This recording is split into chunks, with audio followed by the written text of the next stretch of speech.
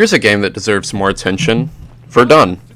It's a shooter that's got a lot to offer, and it's currently free to play on the Epic Games Store. And yes, I know that Epic Games platform isn't the best, but it's definitely a steal.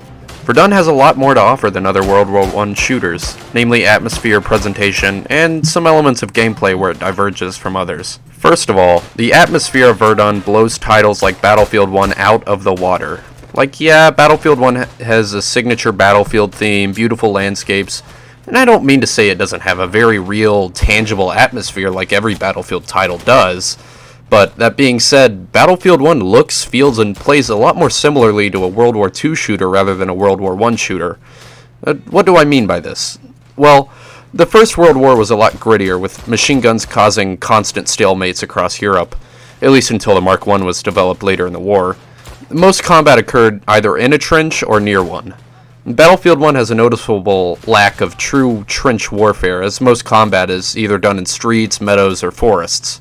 And don't get me wrong, there are some notable exceptions, such as Nivelle and St. Quentin, but for the majority of my time in Battlefield 1 there was a lack of any real stalemates. And that's not to say Battlefield 1 was a bad title, it's actually my second favorite Battlefield game, landing just under Battlefield 4.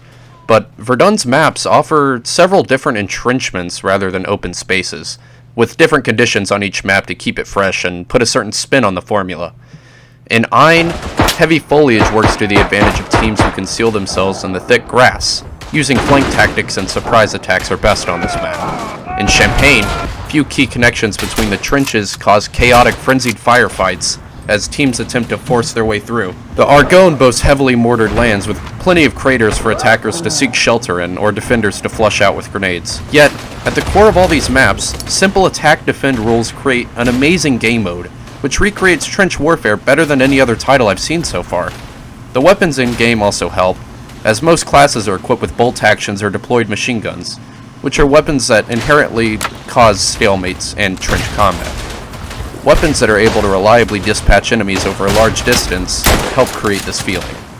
Whereas in Battlefield, many players equip submachine guns or semi-automatic rifles, which not only don't fit the time period, but are designed for close quarters combat, rather than the slow, methodical, and oppressive approach of a First World War. And although the atmosphere of Verdun makes it sound like a boring stand-around-and-get-shot simulator, there's truly more than that in gameplay. On defense, you'll constantly be repositioning along the trench line, picking off enemies as they rush toward your lines. On offense, you'll be crawling and struggling through no man's land, either led on by an NCO using mortars and smoke to disrupt the enemy line. Bayonet charges are a consistent adrenaline rush, and a good machine gun setup will force the enemy to struggle for each inch of ground. The gunplay is consistent, satisfying, and reliable. Specialist weapons like the flamethrower, trench gun, or the MP18 change gameplay immensely, giving players a sharp edge in trenches, but no real way to fight anything outside of them.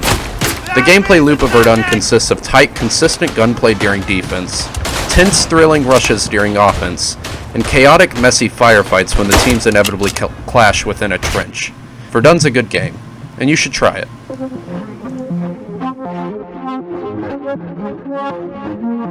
Thank you.